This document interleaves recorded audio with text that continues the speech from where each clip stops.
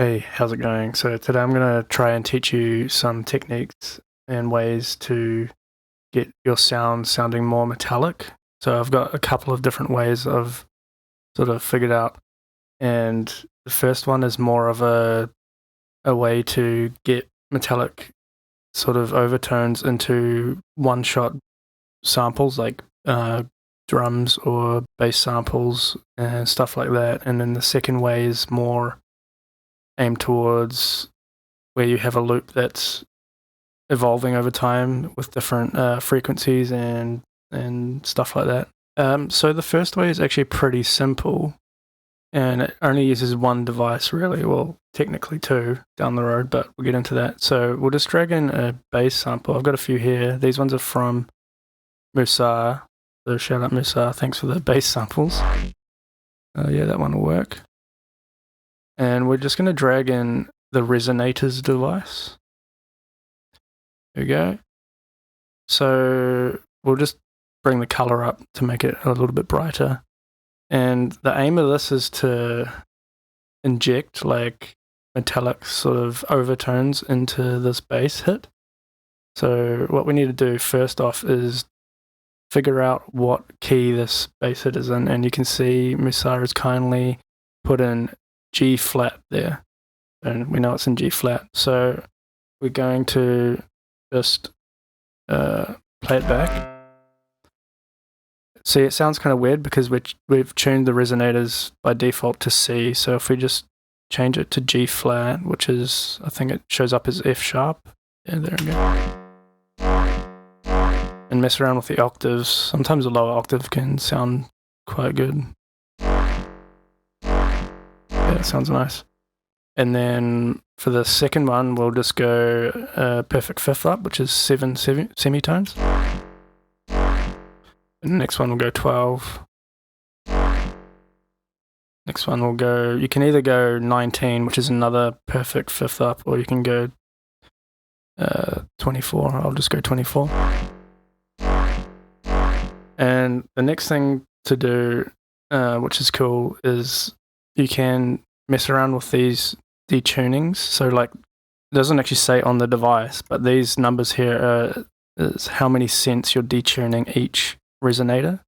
And like a real life resonating object is never going to be like perfectly tuned to whatever you're putting through it, right? So we can just maybe, you can keep the first one at 0 if you really want to, just to keep the fundamental nice, and then mess around with these other ones a little bit. I really like to mess around more with the higher frequencies, the higher resonators, because it gives a more like natural sort of resonate-y, like it would be in real life sort of thing, I guess. So that we could even go another 24. Like that. That's kind of cool.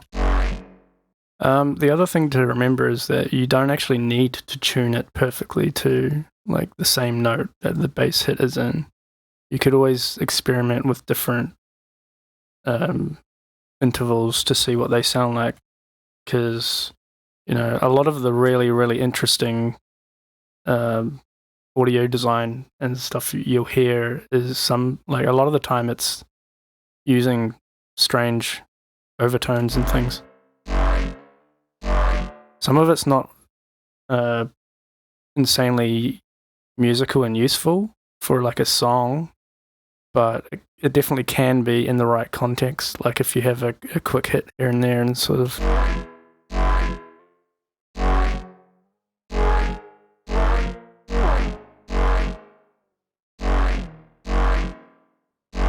Yeah, but we'll just tune it to G flat at the moment, just for demonstration purposes. Cool, so we've got this sort of metallic-y, resonate-y sound. So now what we need to do so we can actually play and change the pitch of this sound is input it to a simpler or a sampler. Just before we do that, we'll just mess with the dry wet to get it sounding the exact amount of metallicness we want.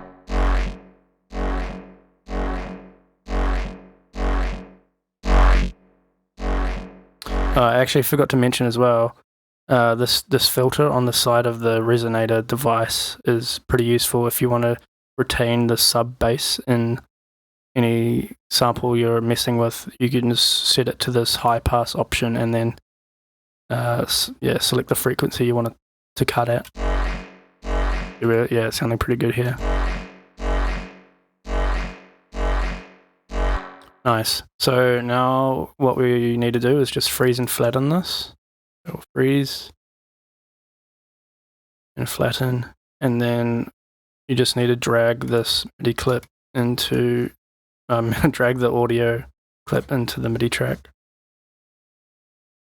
So we'll just convert this to a sampler, and then we can actually play this now, although it's really low, and because the root note is set to the wrong value, so we'll just bring this down until what I'm playing on the keyboard actually matches the sound that's coming out, and I think it should be F#0. Yep, there we go, and we'll turn this filter off as well. Bring the volume up.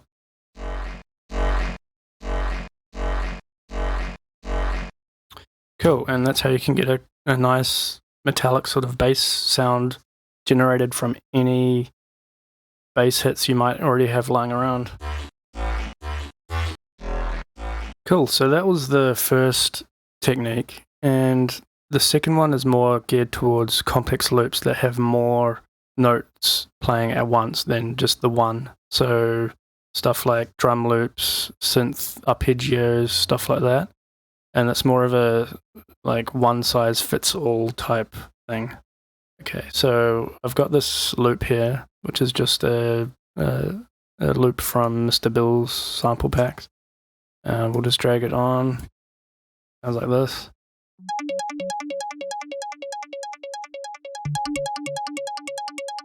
Cool, so the first thing we're going to do is just drop this ring mod Max for Live device that I found. By, was it DSP? So ring mods are basically just amplitude modulators.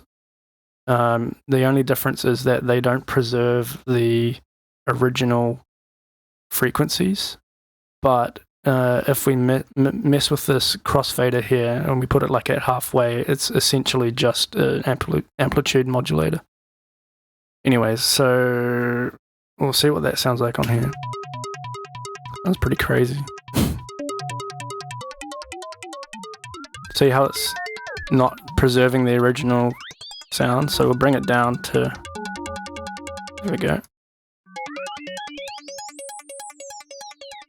And we'll offset, so this ring modulator is kind of unique in the sense that it has two separate ring mods for left and right channels, so we can actually offset the left from the right, which gives us this like sort of weird resonaty metal sort of effect.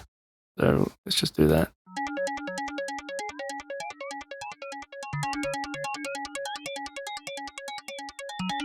And then once we have the sweet spot, we'll just loop this. Once we have the sweet spot in terms of the offset, we can make sure this link option is enabled, and then we can actually just change with the first one and the offset will stay the same. Yeah, that sounds pretty cool there. And then just fine tune the crossfader again.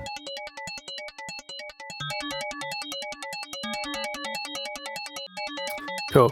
The second thing we can do with this as well is actually add another Resonators thing onto it. A Resonators device. So where's that again? There it is. And this sample doesn't have the key on it. Oh yeah, F# minor. So where's F#? With these sort of more complex loops, it is a little bit more important to get the key right. Like just if you want to use this in a musical like setting, basically. But it's up to you. just find the right octave that sounds nice.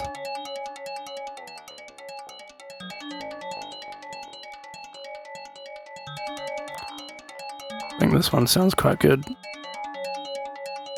Then we can go 7, plus 7 again, plus 12, oops, plus 24, then mess with these again. It's already sounding pretty cool. The next thing you can do is add a delay, but we're not going to use the delay in a conventional sense. We're going to make the delay times super fast, at usually around like 8 or 9 works pretty good, milliseconds, and then offset the right. So we got 2 different delays. We got one in the left ear, one in the right ear. And we're just going to offset them slightly, which gives this sort of wide metallic sort of sound. Any of these steps are optional, by the way. If you just like the one, just stop at the one. You don't have to build all of them into the effect if you don't want to. Like, it's all just taste. But the next thing we can do is add everything to a group. Then we're going to add a EQ to the end of this. Cut out all the super low bass stuff. So it's only the high sort of metallic frequencies we're getting at the moment. Then we're going to add another chain. And this is just, so what we're doing now is we're basically parallel processing this. So we've still got the original sample coming through. And we're just going to mix in how much of the original we want by dragging this gain slider here. That's pretty cool there, I think. And the reason we got this high pass here is you might be working on a sample that has, or a loop that has a lot of sub information, but once you start doing all these processing things to sub information, you can start getting a lot of phasing issues, especially with like these short delays and stuff. When you when you get to 9 milliseconds and stuff, you'll usually start getting phasing issues, and it will just make your bass sound super thin, and sometimes in extreme cases it can actually totally just remove the sub information completely. So that's why we do that. The next thing we can do is add like a glue compressor to the end of this metallic chain, just to emphasize the sort of transience of the metallic sort of hits. Bring the threshold down to about like, till it's going up to, just past the 5, just below the 10 dB gain reduction type area, and then bring it back up as well. And that's pretty much it. There is one more thing you can do that can add some really nice sort of shimmery effect to it, which is using the new Convolution reverb. And where is it? There it is, this one. If we select, like, what was it? Plates real, and then like Swede plate 2, I think was quite nice. And then bring down the decay to like 40-ish%, so it's a lot quicker. And then bring the size down as well. Just get this cool sort of high-end shimmery type sound, and you can just mix in however much of that you want.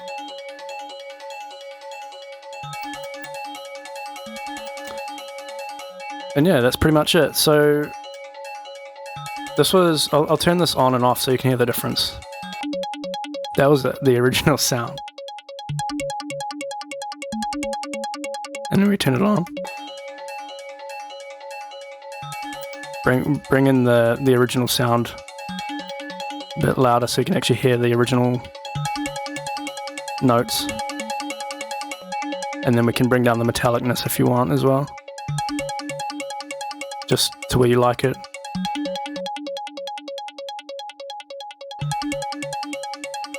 So yeah, I've put all of this into like a convenient rack that you guys can use as well. So the reward for getting to the end of this video, I guess, is knowing that I've done this, so you don't actually have to sit through and recreate it yourself.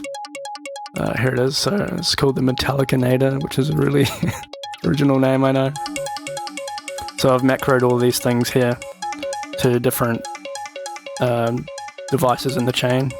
So you'll need to do some tweaking depending on like what the signal is that you're trying to change, like especially the resonator notes and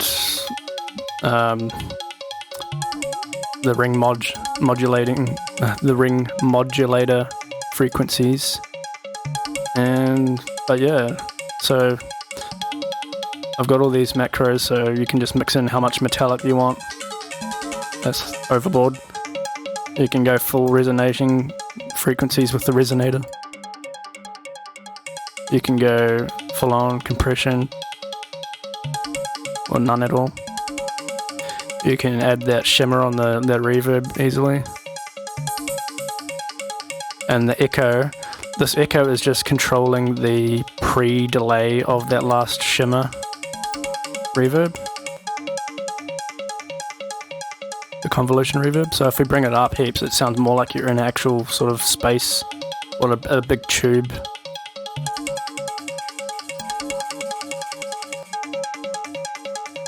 So yeah, there's a lot of possibilities with this type of thing. So I hope you enjoyed the video, and I hope you use this technique in your own songs. If you do, let me know. If you have any ideas on how to do this type of thing, maybe better or differently or in more interesting ways, definitely send me a message and let me know, because I'm pretty keen to not only to learn more sort of techniques and stuff, but also just to hear what you guys make. So yeah, thanks for watching, and yeah.